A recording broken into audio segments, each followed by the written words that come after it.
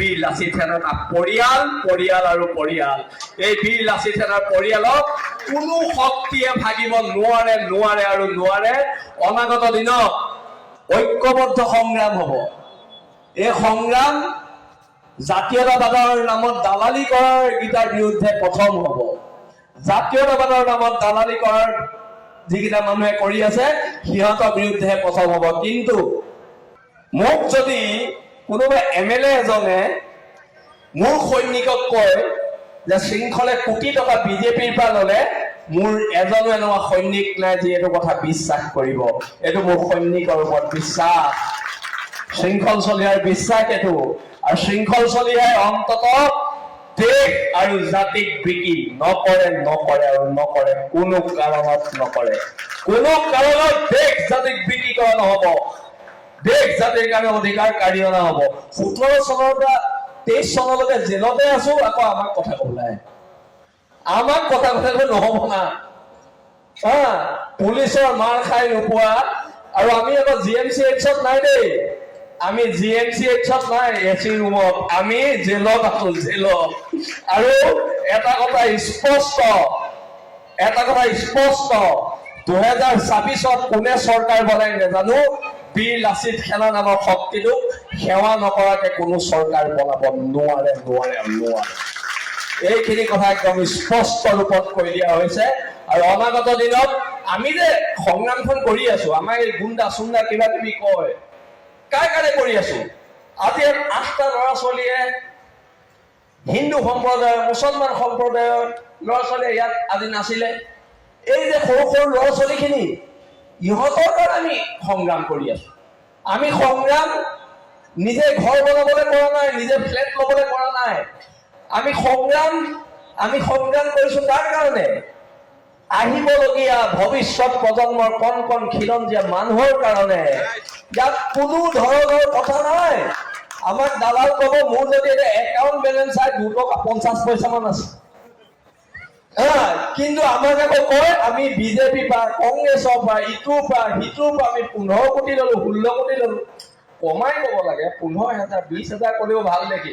15 কোটি 16 কোটি ক'লে মানে অসমৰ জনগণে বিশ্বাস নকৰে। আৰু সেইকাৰণে মই এটা কথা স্পষ্টকে বীৰ লাচিত সেনা আদি শিৱসাগৰৰ এই সৈনিকসকলৰ সন্মুখত মই কৈছো, যদি মই এই সৈনিকসকলৰ আগত কৈছো, যদি কোনোবা এদিনা শৃংখল চলিহাই পইচা খায়, আপোনালোকে সেইদিনাই শৃংখল চলিহাৰ পুতলা জ্বলাব আৰু শৃংখল চলিহাক নেমানিব। আপোনালোকৰ বিশ্বাস আছে নে নাই যে মই কেতিয়াও পইচা নাই খোৱা? নিশ্চয় আছে, নিশ্চয়। আৰু এটা কথা স্পষ্ট, যদি জীৱনত কেতিয়াবা পইচা পাতি আমাৰ কোনোবা সৈনিকৰ হয়, মোৰ হয় নহয়, আমাৰ যদি কোনোবা সৈনিকৰ হয়, আমি খিলঞ্জীয়া মানুহৰ মাজত বিলাই দিম। আমি খিলঞ্জীয়া মানুহৰ প্ৰত্যেক বিপদত থাকিম। কিন্তু এইবোৰ দালালি কথাত আমি ভুল নাযাওঁ। আৰু আমাৰ বীৰ লাচিত সেনাৰ মানে কি হৈছে, সৈনিকসকলৰ একতাটো ভাঙিব বিচাৰিছে শৃংখল কোটিপতি। মই সেইদিনা মোৰ লগৰ ল'ৰা এটা থাৰ এখন লৈ গৈছিলো, মই দৰঙলৈ গৈছিলো। তেতিয়া এজন আমাৰ স্থানীয় বিধায়ক, তেওঁ কৈছে যে শৃংখলে 19 লাখ টকাৰ থাৰখন ল'লে। নাই লোৱা, এখন মই ভাড়ালৈ লৈ গৈছিলো। কিন্তু বদনাম কৰিব পাৰিব, সত্য প্ৰমাণ কৰিব নোৱাৰে। এইখন সংগ্ৰাম চলিবনে? চলিব। তাৰ বিৰুদ্ধে চলিব, দালালিৰ বিৰুদ্ধে চলিব। আঞ্চলিকতাবাদৰ নামত বিজেপিৰ পৰা 25-30 লাখ লৈ থকা MLA বিৰুদ্ধে চলিব নচলে? চলিব, হয়নে নহয়? বিৰোধী ঐক্যৰ নামত দালালি কৰা মানুহটোৰ বিৰুদ্ধে চলিব নচলে? চলিব। আৰু আমি আজি একেলগে কওঁ, বীৰ লাচিত সেনা অসম জিন্দাবাদ, বীৰ লাচিত সেনা অসম জিন্দাবাদ, বীৰ লাচিত সেনা অসম জিন্দাবাদ। আছে হিন্দং নয়, আছে হিন্দং নয়।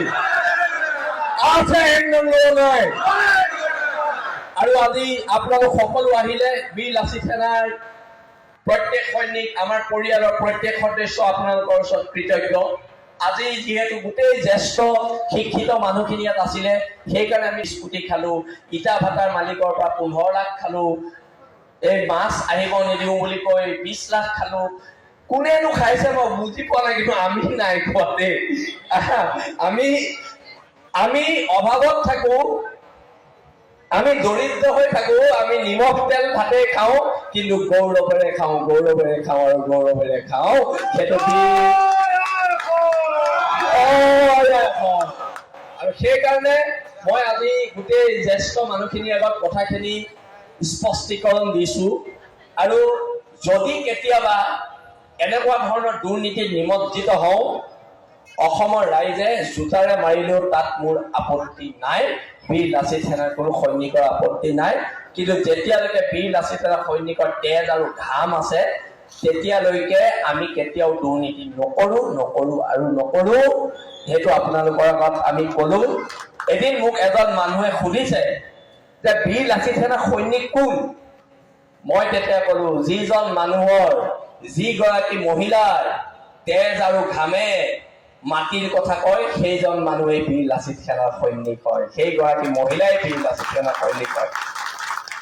আমি ইয়াত ফ্লেগখন পিন্ধি যাব নালাগে নহয় বীৰ লাচিত সেনাৰ সৈনিক বুলি। আমাৰ তেজ আৰু ঘামে কয় ইহঁতি বীৰ লাচিত সেনাৰ সৈনিক আৰু সৈনিক। আৰু আটাইতকৈ আমালে কেলে ভয় কৰে গম পায় প্ৰশাসনে? আমাৰ ল'ৰা জেললৈ যাবলৈ ভয় নকৰে। জেল আমাৰ অলংকাৰ, জেল আমাৰ দ্বিতীয় ঘৰ। কিমান জেলত থাকিলো, ভাগৰি গৈছে জেলত ভৰুৱাই। কিন্তু সমগ্ৰ অসমত 2016 চনৰ পৰা যদি এতিয়ালৈকে চাই, সমগ্ৰ অসমত এটা সংগঠনে আছে, যিটো সংগঠনৰ আটাইতকৈ বেছি ল'ৰা জেলত সোমাইছে, চুৰ ডকাইতি কৰি নহয়, দেশ জাতি অসম নামৰ মাজনী প্ৰেমত সোমাইছে। সেই সংগঠনটোৰ নাম হৈছে বীৰ লাচিত সেনা অসম। আৰু আমি যুঁজি নলওঁ কাৰো লগত, আমাৰ লগতো যুঁজি নলব, ললে কথা বেয়া হব। এইখিনি একদম স্পষ্ট কথা।